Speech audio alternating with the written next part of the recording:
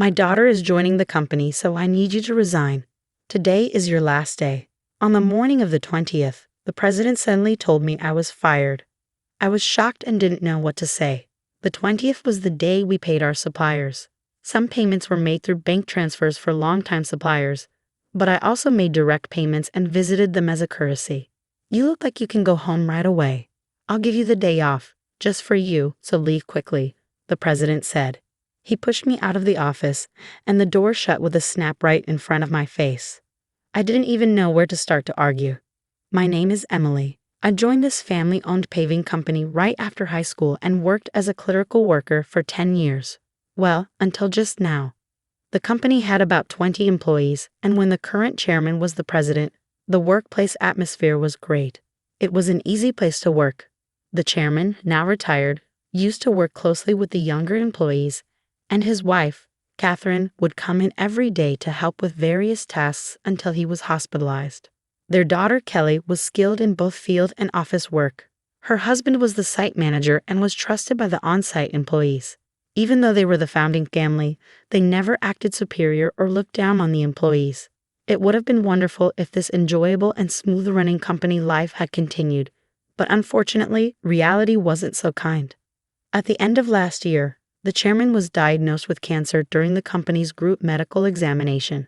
He decided to retire as president and appointed Kelly's husband, the site manager, as the next president. Both the employees and I unanimously agreed. We all thought the chairman should focus on his treatment and wished for his long life. However, suddenly, the chairman's eldest son, Tom, appeared with his family.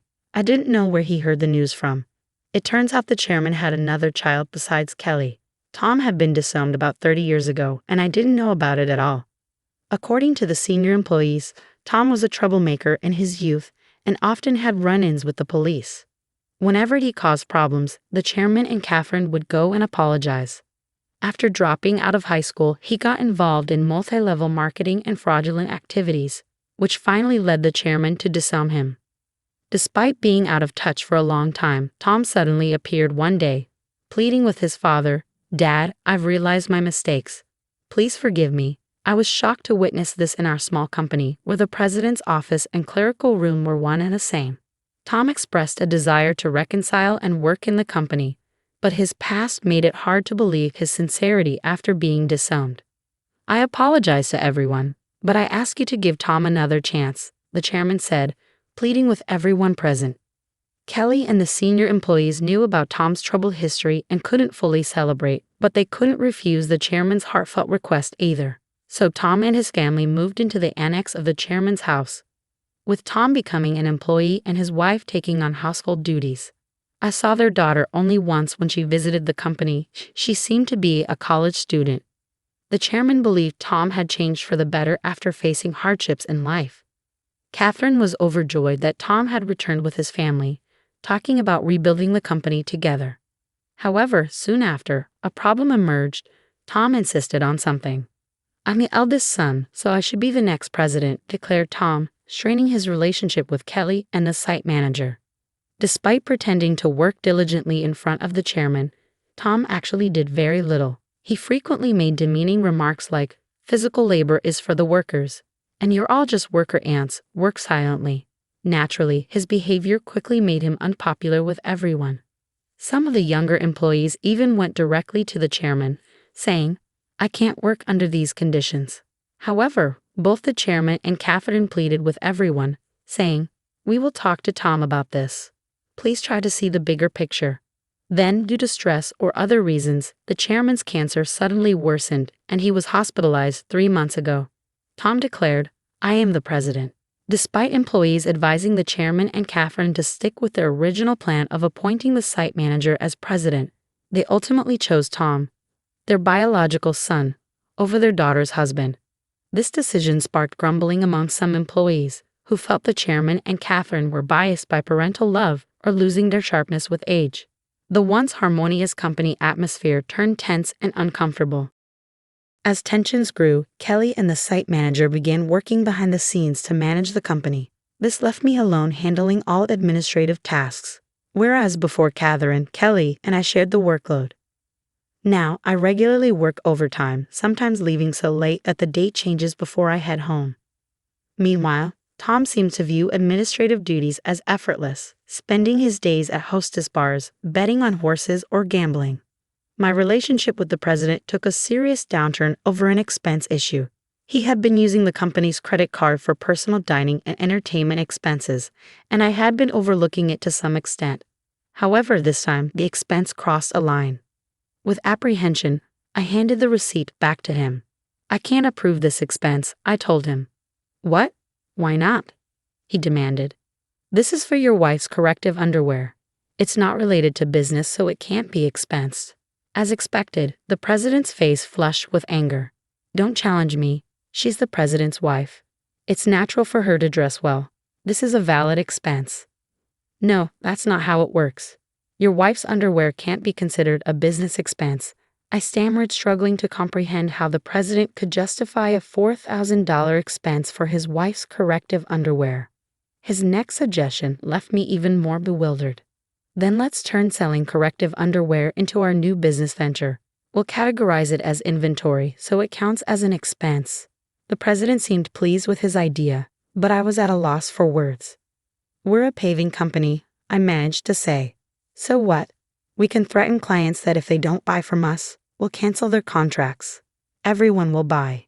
It's easy money, $2,000 for one, $4,000 for a set." The president chuckled loudly, but I felt horrified. "That's absolutely unacceptable. It will damage our credibility." I snapped at him in anger. From that moment on, I became the target of the president's disdain. Day after day, I endured constant berating from him. The situation became so difficult that I considered quitting many times. However, I continued to endure and work, driven by my loyalty to the chairman who had always supported me and my concern for the team who would struggle if I left. The truth was, I couldn't afford to lose my job suddenly either. I decided to tough it out until the right moment to move on. But then, unexpectedly, I was fired. If I quit abruptly now, it will cause problems for our clients, I thought to myself. Taking a deep breath, I gathered my courage and confronted the president. "I can't do this. I can't just leave without proper notice and handover. Even your daughter wouldn't be able to handle the workload. Besides, today is the day we need to handle payments," I said in one breath, fully expecting the president to erupt in anger. As expected, the president's face turned red with anger. "Shut up. I told you to resign because my daughter is joining the company. Today is your last day. As for the payment, let them wait until they come to collect it. There's no need to pay them up front." "Excuse me, isn't it normal to pay for something once you buy it?" I was shocked and explained it patiently, as if talking to a child. But the president responded with something so unreasonable that I couldn't believe he was being rational. "If that's the case, just threaten to switch suppliers. Tell them we won't make the payment this time, so they should give it to us for free." "What? That's not something we can do, is it?" I was so stunned that I couldn't find the right words to respond. "You're completely useless. My daughter has a college degree. She can handle office work easily. As family, she won't question my expenses like you do. You're all talk and no action. We don't need someone like you in our company. Leave now," the president sneered. It seemed clear he intended for his daughter to handle accounting so he could justify personal expenses as business expenses. "Oh, is that so? Just remember, I won't regret this," I replied. Words were futile at this point. My patience had worn thin. I quickly gathered my belongings and left the company, feeling sorry for our clients. I called Kelly, despite knowing Catherine and Kelly were busy with the chairman. This was urgent. I explained everything and trusted the rest to Kelly. Once I left the company, I suddenly found myself with nothing to do. Being fired without notice clearly violated labor standards laws. If I reported this to the Labor Standards Office, the company would be in trouble. Since our company was part of the middle company payment system, I could claim my severance pay and 1 month's salary. This system supports small and medium-sized enterprises that can't afford severance pay on their own. I didn't need to rush because I could apply within 5 years from my retirement date, and the Labor Standards Office had a 2-year statute of limitations. With my professional habits, I planned out the necessary procedures and timeline for retirement. I decided I could take it easy for at least a week. Lately, I had been working overtime and weekends nonstop, leaving no time for myself at home. There were many places I wanted to visit once I settled down, so I chose to go on a day trip to the beach for a refreshing break. After enjoying myself at the beach, I checked my phone in the locker and found several missed calls, emails, and voicemails. Among them, Kelly's email caught my attention. It said, "The payment process went smoothly. Everything is in order." I felt relieved. Despite the abruptness of my dismissal by the president, I couldn't shake the guilt of leaving my job in anger. Next, I listened to the voicemail from the company. It was the panicked voice of the president saying, "Hey, what's going on? They're saying I'm not the real president. Did you know about this? Explain yourself." After chuckling at his realization, I continued to check my emails and voicemails. Among them was a message from the chairman, so I promptly headed to the hospital. Arriving at the hospital room that evening, I found Catherine and the president already there. As soon as the chairman saw me, he greeted me from his bed. "Emily, I'm truly sorry for my foolish son." "Hey, what's going on? I'm not the official president. Explain yourself." Tom shouted arrogantly, clearly not understanding the situation. The chairman quickly silenced him with a stern command. "Quiet down." It turned out that right after I had called Kelly, she promptly informed the chairman and Catherine. Upon receiving the news, the chairman immediately contacted Tom, who was acting as president, and asked, "Do you really not know anything? So what's the truth?" I calmly explained to the president, who was still shouting in confusion. "Essentially, Tom, you didn't have any legal authority. Your role as president was just a title. It might seem confusing, but in business terms, president is a position within the company and doesn't hold legal standing like a representative director does. The representative director is the one legally responsible for the company's actions externally. It's a different and more formal role that requires specific legal procedures to change." I continued, "While the title of president can be changed informally within the company, altering the representative director involves complex legal processes. That's why your position didn't carry the legal weight you assumed it did." 3 months ago, when Tom was appointed president, there was strong opposition from Kelly, the site manager, and veteran employees. That's when I proposed a strategy. Tom would be a figurehead president while the chairman remained the legally responsible representative director. As someone familiar with company procedures and laws, I knew the complexities involved. Under my plan, if Tom showed genuine dedication and won over all employees, then we would initiate the legal process to formalize his presidency. However, if Tom failed to prove himself fit for the role, the backup plan was to either remove him or even consider closing the company, while Kelly and the site manager prepared to launch a new venture.